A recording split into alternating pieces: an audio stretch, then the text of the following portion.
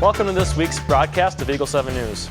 Today we hear about Disability Awareness Week, a UNW play, and new parking spaces. And later we'll find out more on the head volleyball coach's 400th win and a unique student on campus. I'm Olivia Raun. And I'm Dylan McNeill. Your campus news starts right now.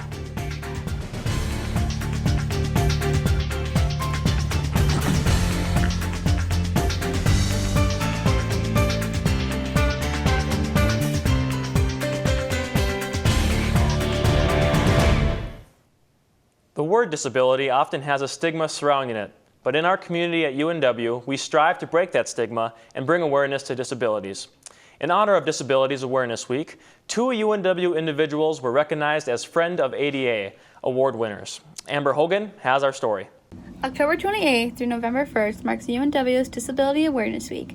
We caught up with Ruth Price, the Director of Academic Achievement, to hear what this week means to our community and how the overarching theme of chapel relates to Disability Awareness Week. To me, Disability Awareness Week is a time for us to talk as a community about identity and culture. I love that that was kind of the overarching theme of identity is the overarching theme of chapel this year, and culture as part of October as well, because it fits so well into that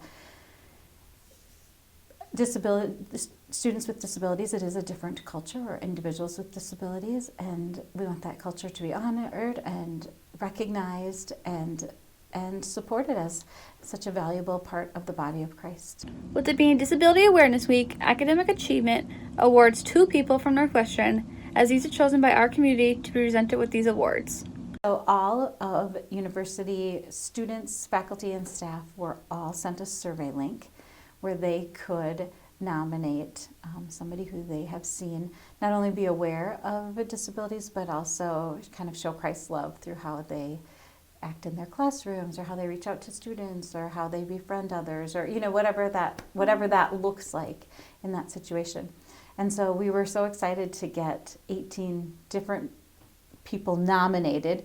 Multiple of those people were nominated more than once, and so we were excited about that process, that people were looking for and sharing ways that others have shown Christ's love through that.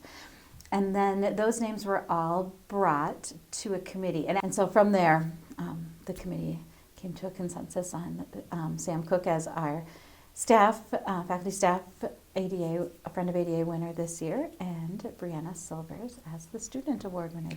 For Eagle 7 News, I'm Amber Hogan. It's great to hear about UNW individuals that are aware of the culture surrounding disabilities. Yes, it's a good way to bring some inclusivity into campus. Yeah, and you get to see what students are really involved with that as well, which is cool to see. Last weekend, several Northwestern students took for the stage for Much Ado About Nothing. Northwestern Theater takes the Shakespeare classic Much Ado About Nothing to the Roaring 20s. The play delivers laughs along with jazz club singing and dancing, Art Deco, Flapper Girls, and women suffragettes. After a successful opening weekend, the cast and crew were eager for another weekend of performances. For more information on tickets about Much Ado About Nothing, visit unwtickets.com. A highly anticipated construction project is finally underway. Construction crews have begun working on a parking lot outside of the Totino Fine Arts Building.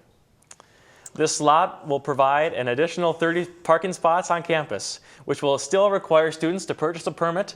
Faculty Services would like to remind students to be mindful of the construction vehicles coming to and from campus.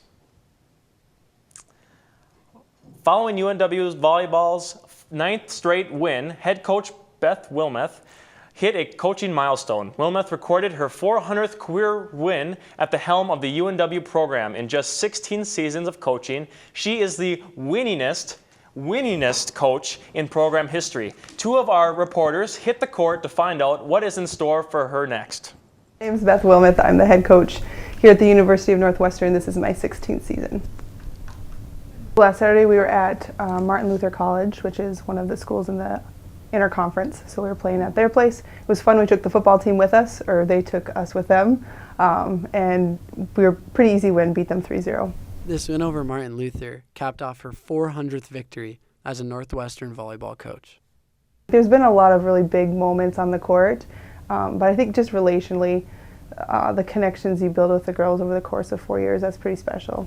One of the things I enjoy the most is just starting with a brand new group of people every year. It's a different mix, and kind of laying out a plan before them and watching and see if they'll buy into it or not. And this group especially, I mean, we have 8 freshmen on the team, so a lot of them are new to Northwestern and to what our program is all about, and that's probably been one of my favorite things, is just seeing them, you know, buy into compete with purpose, and trail is kind of what we emphasize, 5 different core values in our program, and they've just run with it, and we're way more successful this year than I could have ever anticipated. So those are the things that coaches love, you know, seeing improvement and seeing athletes, you know, buy in and follow leadership. That's pretty special.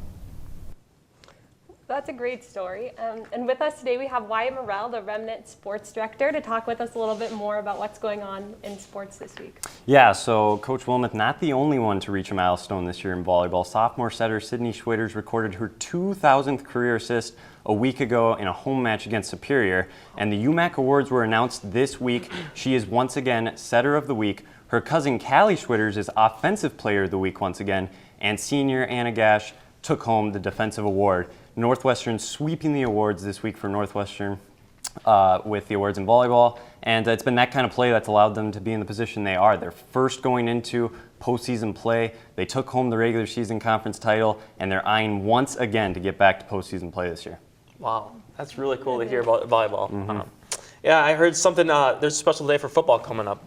Yeah, so maybe it hasn't been the year football's wanted, but a special day coming this Saturday is it'll be senior day. One last chance for the seniors to play at home at Reynolds Field, 12 p.m. kickoff time, and a good chance for them to leave their mark in history here at school. So good opportunity to get out and support the football team. Yeah. Can you tell us a little bit about what's going on with women's soccer? Yeah, so another fall sport winding down. They're entering postseason play this week. They kick off the semifinal match this Wednesday at home out at Reynolds Field at 4 p.m.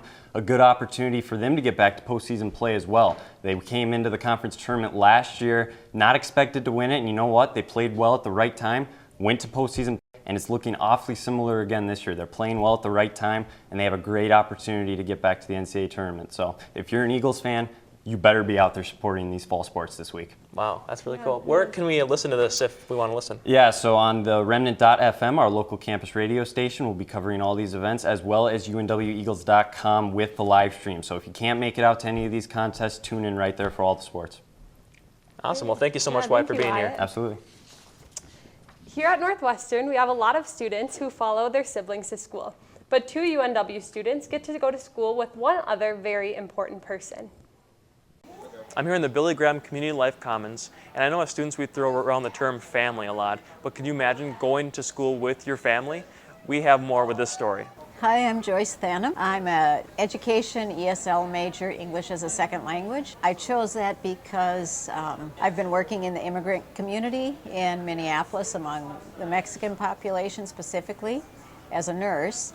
But I'm a teacher at heart. I love immigrants, and so I decided for the English as a second language teaching major. Joyce took a vast interest in language right out of high school and pursued that interest at Bethel University. Following her graduation, she settled down to start a career and got married. Once her husband finished school, she went back to get her nursing degree. After starting a family and homeschooling her kids, she was led to the path of home care nursing. This led her to pursue an education ESL major at University of Northwestern St. Paul. My husband works at KTIS now. I've got 2 kids that attend here now. They're twins, John and Grace. They're both seniors this year. John's marketing and Grace's intercultural studies. Joyce did get her bachelor's degree from Bethel 30-some years ago, so we know it's never too late to be saved because now she's finally here at Northwestern to continue her education. For Eagle 7 News, I'm Dylan McNeill. What a unique story and a once-in-a-lifetime opportunity for all 3 of them. Yeah, it'd be really interesting to come with your mom, talk, maybe have lunch together, and then go right to class. I know, really interesting. it is. Yeah, that was a cool story. It was. Yeah, well, the leaves have almost all fallen, and it's time to say goodbye to fall, as winter is unmistakably on its way as the temperatures continue to drop. And today, started snowing. What was up with that? I know. I had to whip out my winter jacket not too long ago, but it's November, so I think it's a little bit okay that snow is coming. Yeah, between classes I walked out, it was snowing hard, and then I went to class, came back out, and it was sunshine, and it looked like nothing had ever even happened. So isn't that classic Minnesota weather for you? Yep, it's starting. We want to hear from you. If there's anything you think we should cover, let us know on our Instagram. And don't forget to follow us on our social media to stay up to date on our campus news. For Eagle 7 News, I'm Dylan McNeill. And I'm Olivia Raun. Stay fly, Eagles.